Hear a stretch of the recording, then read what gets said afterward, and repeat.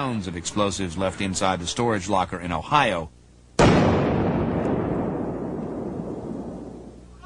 But as the ATF showed us, even a 5-stick car bomb creates an enormous blast. The bomb outside the Turkish mission went off at about 10 in the morning. 3 people were seriously hurt, and the building was severely damaged. I saw a sheet of flame come up from the car, pieces flying in all directions. Not long after the New York blast, a group calling itself the Justice Commandos for the Armenian Genocide claimed credit for the attack, as well as attacks that same day in London and Los Angeles. But the UN attack was by far the most serious. Mr. Topalian had sent a number of people to canvass the United Nations prior to that bombing. They reported back to one person, and that person was Mr. Topalian. Elliott says he was told that Topalian was directly involved in planning the operation, had hand-delivered the dynamite, and personally directed planting the car bomb.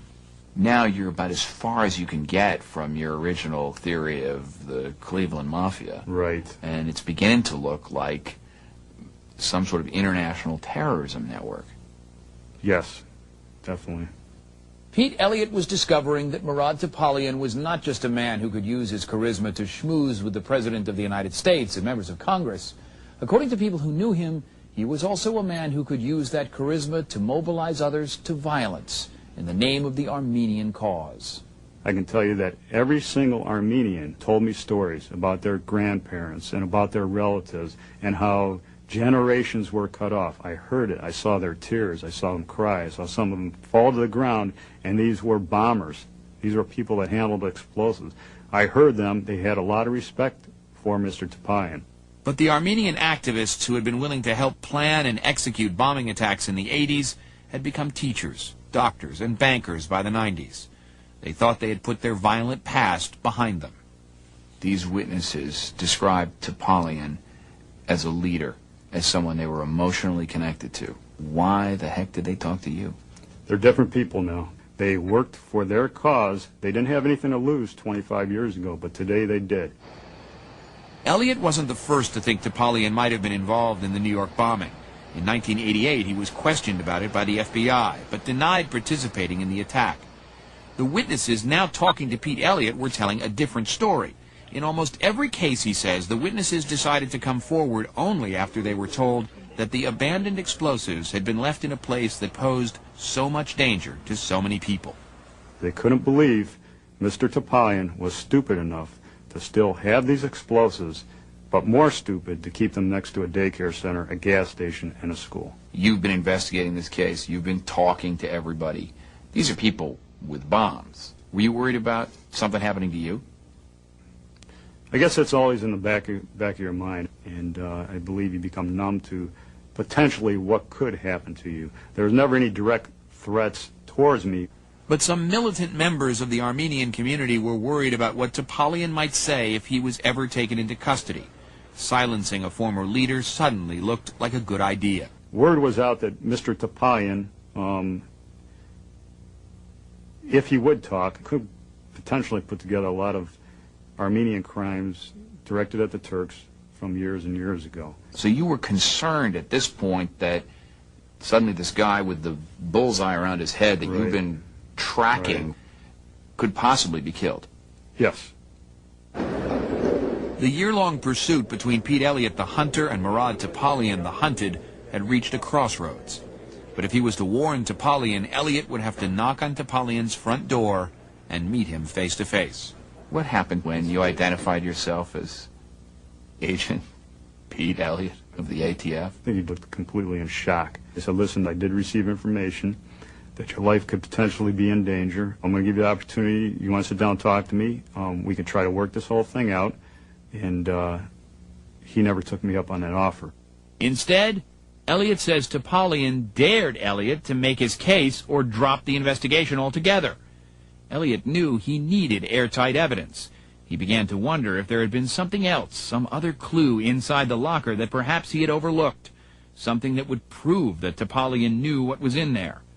What about that bank deposit envelope he'd found on top of one of the boxes of dynamite? The address was 25890, Emory Road in Warrensville Heights from a Cleveland trust that went out of business, I believe, in about 1979. I was able to dig and find out that Murad Topalian had an account at that specific branch. What's more, the bank branch had been just a few doors down from Topalian's convenience store. One more piece of the puzzle, but it still wasn't enough. Then Elliot remembered the final item he'd found in the locker, the torn trench coat lying on top of the explosives boxes. Sent that up to our ATF lab, and they were able to find 2 very old hairs from 20 years ago that were inside one of the sleeves, I believe, of that coat. Elliot had the hairs sent to a lab for DNA analysis. It was a long shot, but he knew the results could be critical to the case. I still remember the day when I received a call from the lab, and I think they had to actually pull me out of the roof of my building because I jumped so high when they told me it matched up to Mr. Topalian's. It was the last decisive piece in what seemed like a 1,000-piece puzzle. Elliot finally had the evidence he needed to make an arrest. Went relatively pretty easy. He got out of his car. I walked up to him and I told him he was under arrest. He was in complete and utter shock. Do you remember what you said to Pete Elliott at that moment? Yeah, as a matter of fact, we did. We shook hands, and we said we did it. We did what we had to do. We did what we wanted to do. We did it. We did what we wanted to do. So, burgers or pizza for lunch? That's about it. That's about right. That's exactly right. After a relentless 4-year investigation, federal agent Pete Elliott has finally made an arrest in the mystery of the abandoned storage locker packed with deadly explosives, machine guns, and other weapons. But after so many years, would the suspect, Murad Topalian, face justice? Here again, John Hockenberry. The wave of Armenian terrorism against Turkish interests in the United States ended in the mid-'80s. Pete Elliott's investigation had stirred up memories that no doubt many hoped had finally faded away. As for Murad Topalian, he was charged with numerous crimes, including conspiracy to steal, transport, and use explosives. The government said he had planned acts of violence against Turkish government facilities and businesses and people of Turkish descent. But he was never convicted of conspiracy or any acts of violence, including the bombing at the United Nations. Topalian pled guilty to storing stolen explosives and possession of machine guns. In January 2001, he was given the maximum sentence of 37 months in prison. In a letter to the judge, Topalian said the locker was supposed to be used to store records of people contributing to the Armenian cause, and he insisted the locker had not been opened for 15 years. Topalian always claimed that Pete Elliott's investigation was designed to discredit the Armenian cause. We don't know now if Topalian still thinks what he did to further that cause was just. He declined repeated requests for an interview. Nor do we know if he expected his powerful political connections to somehow shield him from prosecution, or if he figured there was just no way to trace him to that abandoned storage room back in Bedford. One thing is certain. Murad Topalian didn't figure on ATF agent Pete Elliott. I looked and I didn't quit. I just kept digging, I kept digging, I kept digging. But maybe that's one of the lessons here. That powerful people, like Topalian, Right.